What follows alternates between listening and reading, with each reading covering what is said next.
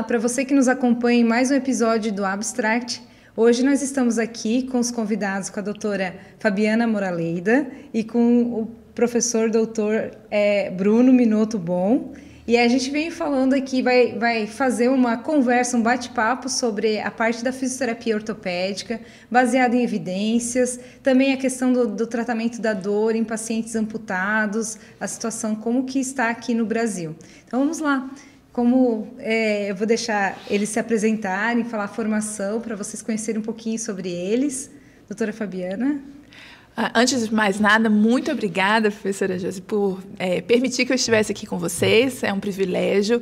Eu sou Fabiana, sou, na verdade, mineira, mas já tenho um bom tempo de, eu digo, cidadania cearense. Já tem um tempo que eu estou lá. Sou fisioterapeuta de formação, formada na Universidade Federal de Minas Gerais, em Belo Horizonte, e fiz a minha formação lá de mestrado e doutorado, e o doutorado de sanduíche em Sydney, na Austrália. Mas já tem, desde 2011, eu estou lá na Universidade Federal do Ceará como professora, com muita alegria, então minha família já está radicada lá também. E eu tenho trabalhado desde a minha graduação na área de dor, principalmente na área de dor de coluna, dor nas costas, dor no pescoço, que atrapalha tanta gente assim para fazer tantas coisas. E aí eu tenho investigado, desenvolvido algumas pesquisas com alguns grupos nessa área de dor, na área principalmente de dor crônica, e também tocando um pouco sobre a importância de estilo de vida para ajudar a enfrentar essas dores que a gente sente no dia a dia. Muito bem, é um assunto bem relevante aí, né? Porque, na verdade, se a pessoa não está com dor, um dia ela vai ter uma dorzinha aí na coluna, vai surgir. E, Bruno? Boa tarde, professora. Gratidão pelo convite, pela confiança na minha história e no meu trabalho. Então, eu venho falar um pouquinho sobre a minha experiência no tratamento com pacientes amputados, sobretudo a minha prática clínica de alguns anos, onde eu me formei em 2014, lá na Universidade em Criciúma, aqui no sul do estado. Atuei num centro de reabilitação, onde eu trabalhava com pacientes inicialmente acometidos por disfunções neurológicas, e depois surgiu a oportunidade do enfoque na área da atenção ao paciente com amputação, onde a gente fazia o tratamento, prescrição de prótese, adaptação à prótese, ajustes a algumas situações que a prótese não estava extremamente pertinente. E com isso eu conseguia observar muito sobre a sensação e a dor fantasma. Então eu busquei atualizações sobre essa temática na parte científica e consegui identificar que é realmente extremamente superficial, básico. Os tratamentos ainda são muito empíricos nessa área. Isso é uma grande dificuldade, né? Porque, na verdade, até eu penso que essa questão dos amputados, nem todas as universidades trabalham com esse nicho, né? Então, os nossos profissionais, quando saem no mercado de trabalho, também não saem aptos para isso. Aí, os locais para fazer a prótese também acaba tendo uma restrição de profissional habilitado para a atuação, né? Por exemplo, aqui no nosso estado, a gente tem, acho que são 2 locais que fazem. Tem um em Caçador, que é do SUS também, e tem uma terceirizada em Florianópolis, o qual o CCR faz a concessão da licitação, aí as empresas se inscrevem e produzem a prótese. Só que como são 2 empresas para um estado inteiro, a demora é muito grande e, consequentemente, acaba sendo um pouco linha de produção, não aquele equipamento extremamente singularizado, individualizado para o paciente. Então, com isso, a gente vê várias fragilidades, principalmente na acomodação do coto à prótese, onde a gente conseguia fazer muitas adaptações e ajustes, evitando que o paciente se deslocasse 200 km para chegar até Florianópolis, ficasse o dia todo lá aguardando, às vezes para um ajuste de 15 minutos, e teria mais 200 km de retorno, né? Então, isso me trouxe um know-how de aprendizado e acolhimento nesses pacientes, porque já são pacientes fragilizados com um processo de luto gigantesco por ter perdido um membro. Então, a gente precisa ter uma sensibilidade um pouquinho maior para lidar com a situação. né? No dito popular, a gente acaba dizendo que a gente acaba sendo um pouquinho de psicólogo por conta da escuta qualificada que se faz necessário a gente realizar para realmente conseguir trazer uma solução mais eficaz. Eu acho que isso é em todas as áreas da fisioterapia, né? A gente acaba ficando muito tempo com o paciente e essa escuta qualificada, ela serve para melhorar a qualidade do tratamento, né? E aí, na sua vivência lá no seu estado, lá, né? Tão longe daqui, agora aqui com a gente com esse frio aqui, né? Tô curtindo um frio aqui, um pouco despreparada, mas tô achando chiquíssimo. Elegante. Da próxima vocês vão lá na praia comigo, 30 graus o ano inteiro. Que ótimo. Lá a sua vivência com os pacientes, assim, essa questão da dor, como que tem sido esse processo assim com os pacientes lá? Como é que é o seu momento lá, né? Então, lá na UFC, que é, né, a Federal do Ceará, a gente tem pesquisas, né, ensino, mas também tem extensão, que eu sei que aqui também vocês têm, né? Então, atividades que envolvem assistência ou, de alguma maneira, fazem ponte com a comunidade. Isso, dentro do nosso curso de fisioterapia, tem sido fundamental desde a sua criação, para que a gente produza e cresça como acadêmico, como aluno, junto com a comunidade, senão não faz sentido. E aí eu falo isso porque, dentro de um dos projetos que a gente tem do curso, a gente tem um que se chama Movimento, que a gente desenvolveu, eu junto com a professora Ana, que é do curso, uma iniciativa de abordarmos pessoas com dor crônica, musculoesquelética, na atenção primária. Porque o que a gente observou, e eu acho que vocês podem até me contar como é aqui no estado, quando nós criamos essa ideia, né, de abrir um projeto dessa natureza, a linha de cuidado de pessoas com dor era meio que inexistente. Então, a pessoa, ela sente dor, e isso ainda acontece não só lá, não só no Brasil, mas em vários lugares ao redor do mundo. A pessoa, muitas vezes, ela sente dor e vai direto para uma UPA, para uma unidade, né, de emergência, vai para o hospital, ou toma um remédio que alguém falou para ela tomar, ou para de fazer as coisas, e ela não tem um cuidado que seria o que a gente vê na literatura como mais adequado para ela voltar rápido para o trabalho, para ela melhorar. Então, o projeto de extensão nasceu dessa natureza. E aí a gente atende em um posto de saúde, que é parceiro da universidade, junto com alunos de graduação e pós, pessoas com queixas de dor crônica. Nós temos pessoas com fibromialgia, com dor lombar, com dor na verdade, isso é generalizada, dor na cervical, torácica, mas de fato a coluna é o que mais começou a chegar. Mais pessoas que tinham essa dor e que ela passava meio por baixo dos panos, E aí, na verdade, ela ficava, pingando, pulando de galho em galho, sem ter a queixa, não é só a queixa resolvida, mas sem ter como conseguir achar estratégia para ela se melhorar. Então, a gente vê muito na área da dor que nós, como profissionais de saúde, podemos ser parceiros das pessoas que sentem dor para acharmos junto com elas estratégias para ela conseguir gerenciar a sua dor, para ela gerenciar a sua crise, para ela ter um estilo de vida ativo e retornar às suas atividades. Então, isso tem sido uma base do que a gente tem tentado implementar lá, junto com os nossos alunos, para que nós possamos aprender com essas pessoas e junto com as demandas, né, junto com essa escuta qualificada, para entender o que é de fato importante para elas retornarem, para fazer no seu cotidiano, e que a gente consiga junto, então, capacitá-los com ferramentas para eles conseguirem gerenciar o seu dia a dia, mesmo com a dor. Mas nessa unidade básica, vocês montaram um espaço de atendimento ou vocês trabalham em grupo? Assim, a gente trabalha em grupo, então a gente trabalha com o que a gente tem, com o recurso que a gente tem. Né? A criatividade, né? Então a gente trabalha com gente, com o que tiver lá, a maioria dos projetos, se é na varanda da unidade, a gente vai para a varanda, se é na sala, a gente vai para a sala, mas basicamente é um programa que envolve educação em dor e junto a um programa de atividade física. E aí eu falo atividade porque tem um componente que é o exercício mesmo, então a gente faz um exercício que é em grupo, mas ele também tem adaptações individuais.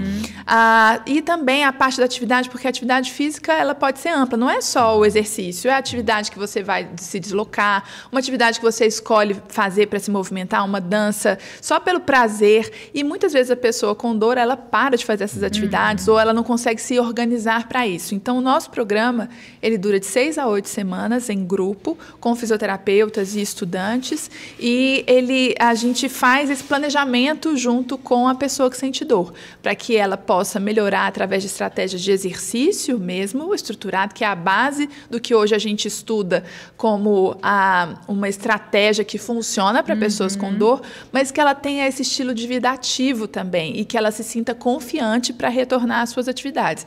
E aí a gente trabalha uma vez por semana com ela presencialmente. Nosso grupo envolve adultos, a gente tem um grupo de adultos na unidade e idosos, né, a pessoa idosa dentro de um serviço também voltado para elas, mas dentro desse mesmo princípio. E aí a cada semana ela vai progredindo, ela vai aprendendo a se tornar competente, ela experimenta o exercício, ela escuta dos outros que estão junto com ela e que têm objetivo em comum. E a gente também coloca um componente domiciliar, para que a pessoa consiga ir experimentando esse comportamento também em casa. E não só uma vez no nosso encontro, mas ela vai experimentando, mudar treinando. Hábitos, né? Mudar hábitos, exatamente. Hábitos, não adianta. Acaba mudando, E a dor hoje é tão incapacitante no nosso cenário nacional que ela acaba perdendo só para as patologias de caráter de saúde mental, né? Por afastamento do trabalho. Então, um indivíduo com dor, mal ele sente vontade, às vezes, de sair do sofá do seu domicílio para se alimentar e tomar um banho. Isso quando consegue sentar no sofá, né? Quiçá retornar ao trabalho, né? Então, isso é extremamente preocupante. E no cenário, muitas vezes, a dor ela tem a solução do fármaco, do medicamento, mas ali tu acaba mascarando a dor e não dando uma resolução. Então, isso a médio e curto prazo, a dor retorna, consequentemente trazendo a incapacitação e o afastamento ao trabalho, e todo o contexto domiciliar acaba tendo alterações, né? No casamento, enfim, na irritabilidade, enfim, em tudo, acaba reverberando em todas as questões. Eu acabava vendo muito isso nas questões dos pacientes com amputações, porque era uma dor onde ele sentia um membro ao qual já não existia mais, seja uma semana, ou um mês, ou um ano, e além de tudo, sentia dores, ou em agulhada, ou em formigamento, ou em queimação. Tem várias características que a gente consegue classificar de tipos de dores fantasmas.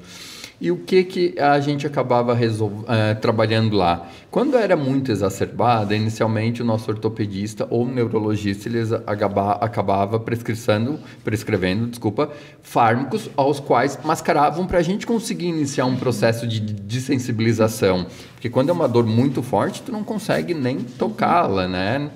E, consequentemente, o que hoje tem de mais comum no mercado? É a imagética através da caixa de espelho, que é eficiente, mas enquanto tu está reproduzindo, e a parte de eletroterapia, que também é eficiente enquanto o paciente está recebendo. Parou de receber, um período após, retoma. E aonde eu via muita pesquisa e acabava trazendo uma resolutibilidade foi na acupuntura.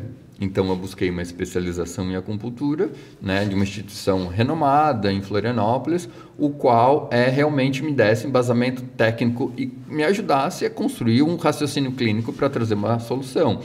E foi a melhor experiência que eu fiz para a minha formação e, consequentemente, a prática clínica mudou assim, bastante. E hoje há umas pesquisas que eu acabei vendo num guideline francês sobre a cannabis mesmo, que acaba trazendo, né, uma resolução mais duradoura. Mas também são situações que estão se iniciando, né, engatinhando, digamos assim. Mas é um desafio muito grande por conta da especificidade da dor e da patologia, onde a gente não tem grandes pesquisas e grandes avanços por não despertar interesse, enfim, por várias situações, mas é algo que tem me despertado grande interesse para em busca de pesquisas mesmo. Acho que cabe dentro do universo da dor, assim. A IASP é uma Associação Internacional de Estudo para a Dor, né? Ela tem representação em vários lugares ao redor do mundo, e a definição de dor, ela envolve uma experiência individual. Então, que pode até ser uma dor porque eu realmente machuquei, ou a dor só pela ameaça de Pode ser que eu tenha machucado, mas isso não invalida a dor da pessoa, né? Um exemplo disso é fibromialgia, né? Que por muitos é dito como uma dor emocional, que tem vários fatores, mas se tu for palpar esses fatores, eles não são palpáveis, porque às vezes é um trauma psicológico, né? Enfim, tem várias situações onde casa muito... Mas a dor está ali e é extremamente incapacitante. E é incapacitante. Tanto que saiu, acho que menos de 2 anos, o início de um movimento político no sentido de reconhecimento da fibromialgia. Como uma pessoa com deficiência, né? Porque muitas dessas pessoas com dor, como a gente falou, fica por debaixo do tapete, assim. E essa experiência que você está contando, por exemplo, de uma pessoa que sofreu uma amputação, a dor, em geral, ela tem impacto... Pode ser o impacto biológico no corpo, mas também nas emoções social, e as questões sociais, de deixar de trabalhar. Ou ela pode até trabalhar, mas ela interfere na relação com a família. Né? Então, quando a gente fala assim, dessa experiência que é multidimensional, é porque ela não é só uma coisa que acontece com a pessoa, ela só dá uma repercussãozinha. Pode até ser que uma pessoa sinta dor e quase não interfira na vida dela, mas muitas pessoas, elas sentem essa experiência de dor que interfere na parte biológica, psicológica e social, e ficam ali e a gente fica sem saber como cuidar dela ou onde cuidar. E aí essa incapacidade vai arrastando e a gente precisa, na verdade, parar esse caminho e voltar. Como é que a gente vai poder, nas diferentes especificidades de dor, fazer com que essa pessoa consiga cuidar da sua dor e diminuir a incapacidade, que é essa dificuldade do cotidiano, por causa dessa dor. Né? E a dor tem uma questão de singularidade muito específica. Por quê? Digamos que a professora esteja aqui com uma enxaqueca e está conversando, trocando uma ideia. Eu, com uma enxaqueca, me deixa num quartinho escuro e sem barulho, para ver como a mesma dor, talvez na mesma densidade, ela exatamente, né? Então ela traz uma experiência para o indivíduo que é imensurável, eu acredito, né? Porque eu sinto de um jeito, a professora sente de outro, e às vezes se tiver 50 pessoas, cada uma vai sentir de uma forma diferente. E sem contar o desafio clínico de tratar, porque a gente está vendo realidades diferentes, vivências diferentes, e isso acaba reverberando no quadro de dor, né? Vocês fazem por livre demanda lá as pessoas com dor para fazerem parte do grupo, ou vocês selecionam assim quem que está com dor dos pacientes que são atendidos na UBS? A gente tem algumas possibilidades de acesso e a gente sempre revisita todo ano assim, como que a gente pode fazer para isso ser melhor. Porque a gente tem, por um lado, uma evidência científica bem robusta sobre o que funciona e muitas coisas também do que não funciona, do que a gente não deveria fazer, mas o desafio de ir na prática como estabelecer isso, né? E uma coisa que a gente tem é que as pessoas que têm dor crônica, a porta de entrada de cuidado deve ser na atenção primária à saúde. Então, e mesmo, por exemplo, uma pessoa que até fez uma cirurgia ou que ela sofreu uma amputação, mas o cuidado dela em longo prazo, não dá para ela ficar no hospital para sempre, não dá para ela ficar na clínica, e nem é assim a intenção, né? Não é essa a mas intenção. como que a gente consegue cuidar dela dentro da comunidade? Então, a gente recebe essas pessoas, elas podem vir por livre demanda sendo usuárias ali daquela unidade, ou elas também podem ser referenciadas pelo profissional daquela unidade. No serviço específico da pessoa idosa, usualmente os geriatras eles fazem essa referência. Mas de fato, por exemplo, a pessoa idosa, muitas vezes ela tem tantas queixas que a dor também não aparece.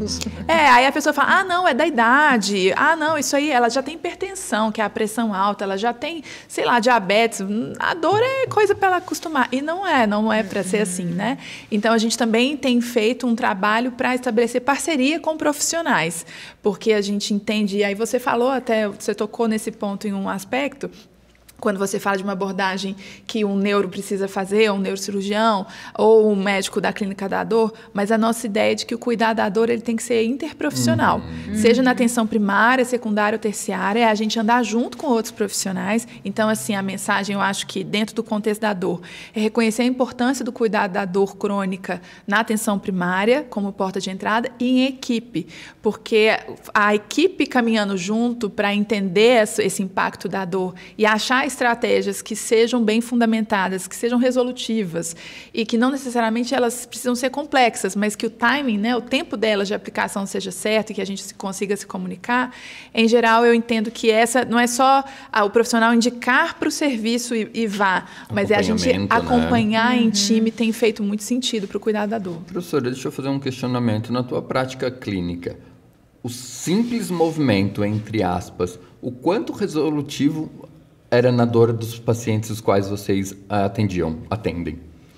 O movimento tem sido o carro-chefe para melhora de dor, de incapacidade. Muscular, né? Então, assim, o movimento no sentido de exercícios que muitas vezes a gente, nossa, são simples. E é tão interessante porque a gente fez uma entrevista em um estudo com algumas idosas que passaram pelo protocolo. E aí, a primeira impressão que algumas delas tiveram foi: isso aqui não vai me melhorar. Me dá 2 semanas para ver. E aí elas, olha, mas quando eu comecei a experimentar, melhorou. E isso foi tão bom que eu até parei de ficar usando toda hora a farmacinha da minha bolsa. Então, a prescrição bem orientada, né, o aconselhamento e experimentar esses exercícios, né, que podem parecer simples à primeira vista, mas eles também produzem a própria farmácia, né, no nosso corpo. Então, assim, e são estratégias que são simples, mas que quando bem fundamentadas, a gente tem uma estratégia que é de baixo custo, que a pessoa pode reproduzir em casa. Com uma cartilha e uma orientação. E com cartilha, com orientação, com adaptação. Ela fala, olha, não funcionou assim para mim, ou não é assim que eu gosto. Às vezes a pessoa detesta aquele movimento. A gente falou outro dia, uma pessoa sentia muita dor para caminhar. Aí eu vou falar com ela, caminha, e não, peraí.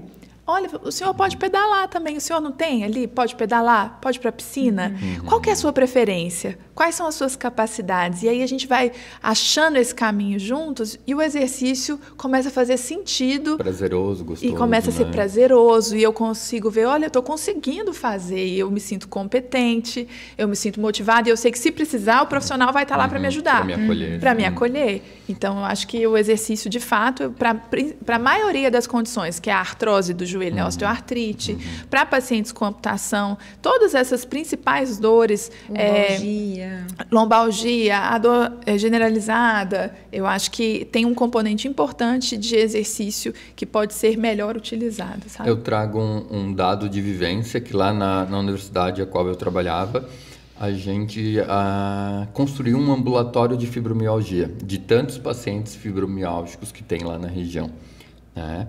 A universidade mesmo bancou os atendimentos.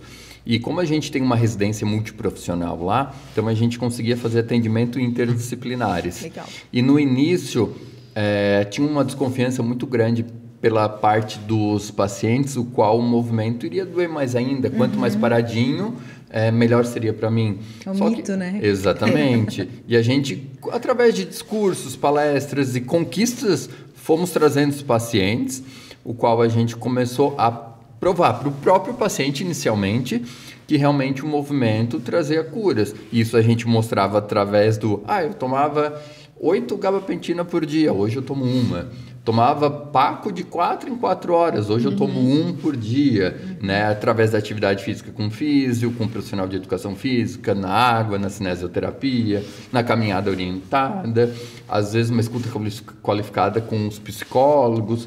Então a gente conseguiu trazer um conforto e uma diminuição de quadro de dor para esses pacientes que muitas vezes eram esquecidos porque eles ficavam em casa sofrendo de dor e não tinham nem coragem de sair e buscar uma ajuda, porque é só remédio, e consequentemente na prática do movimento, porque nada mais é que um movimento, seja na água, seja na clínica, com qual profissional, a gente conseguia trazer um brilho de viver diferenciado. Claro, muitas das vezes a gente não conseguia solucionar 100%, mas de 20 medicamentos que ele tomava por dia, se ele tomar 2, 5, já é um grande benefício, principalmente para o sistema interno do paciente, órgãos, rins, estômago, né, fígado. E mesmo para ele, porque um paciente que vem e fala assim, às vezes a dor está 10, o objetivo daquele paciente é, eu quero que minha dor seja 0, eu quero voltar a segurar o meu neto, eu quero voltar a trabalhar. Ele vai falar das coisas que ele deixou de fazer, as atividades, por causa da dor. Fazer um almoço, e aí a gente pode ajudá-lo a tirar essa visão de resolver só a intensidade da dor, mas ele conseguir controlar e gerenciar a sua dor, reduzir esse número excessivo de medicamentos, de exame, e voltar a ser produtivo, voltar a se envolver na comunidade novamente. Então, você até falou algo que também é bem interessante que a gente tem trabalhado, é porque muitas vezes tem pessoas que sentem dor e elas superam e vivem a vida, mas tem muitas pessoas que com a experiência de dor, elas evitam o movimento. E então, acolhem essa dor como sendo delas, e não é exatamente. Ideal, né? E aí ela fica ali, então ela fala, eu não vou movimentar porque é a dor que me fez isso, eu não vou movimentar porque isso vai me piorar. E aí esse medo começa a gerar mais evitação, e aí o corpo passa a mexer menos, ele vai ficar cada vez mais em desuso e piora essa dor.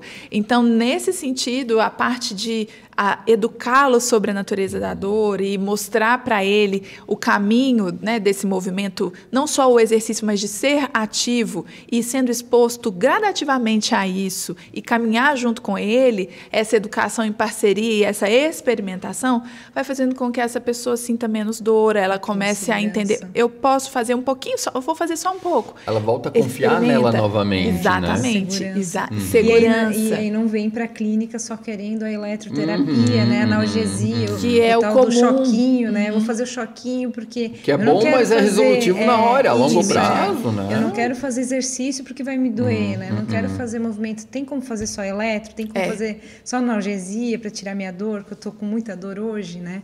Então isso é uma coisa que a gente luta quase que diariamente. Assim, educação e saúde, empoderar o indivíduo das possibilidades para ele, junto conosco, decidir o melhor caminho. Mas a gente sempre trazendo as possibilidades e tentando conquistar a confiança do paciente, do indivíduo, que é isso que vai trazer o sucesso da reabilitação.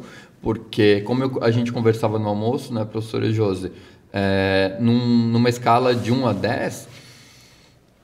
2, 3 é o nosso comprometimento no sentido de condução do processo terapêutico. Sim, 7, 8, o paciente não se entregar e não confiar no nosso processo de trabalho, não vai ser resolutivo, porque aquela 1 horinha, 2, 3 vezes por semana, não é o suficiente. Ele tem que ter a continuidade do cuidado a domicílio, né? No dia a dia dele, no levantar, no sentar, no realizar movimento.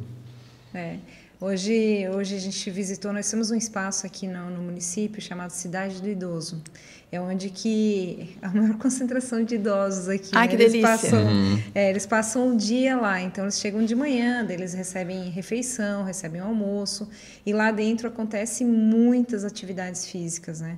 Então, desde vôlei, câmbio, atividades com educador físico, tem academia, pilates, tem a sala da fisioterapia também. Tinha jogatina lá, tinha... Legal. E aí, foi percebido que, como ela é recente, né? Então, ela iniciou em 2023.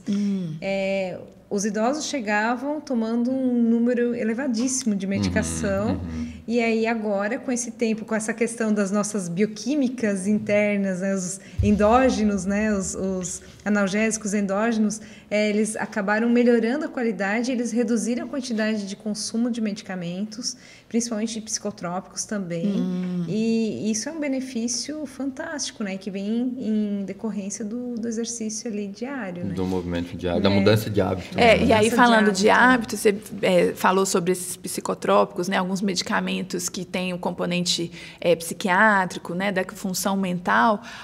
O exercício, a gente tem estudado muito sobre exercício, mas também sobre como o estilo de vida no adulto e na pessoa idosa, quando a gente muda esses comportamentos, esses hábitos do dia a dia, que envolvem atividade física, o sedentarismo, o sono, a alimentação, a nossa capacidade de lidar com o estresse, né, as nossas conexões, quando a gente entende esses comportamentos positivos ou começa a adotar, exercitá-los, isso também traz benefícios em saúde física e mental, né? Então, muitas vezes, você traz esses... você não, né? Você aprende esses recursos e o profissional facilita esse caminho, e aí isso, para a pessoa idosa, pode ajudar na função da questão da cognição, então, de memória, né? De concentração, na socialização. Então, algumas das medidas que antes eram necessárias para esse idoso, elas podem mudar por causa desse enfrentamento ativo, esse estilo de vida mais ativo, e isso tem sido fundamental para esse idoso, tanto para ele melhorar a sua própria condição física, para prevenir quedas, né, para prevenir eventos adversos que vão piorando. Exatamente, a fragilidade. Então, olhar para esse comportamento ativo e esse envolvimento da comunidade, isso é um projeto sensacional. Fiquei muito feliz de saber. É muito interessante. Então, acho que nós vamos finalizando, né? Porque nós já estamos quase estourando aí no nosso tempo.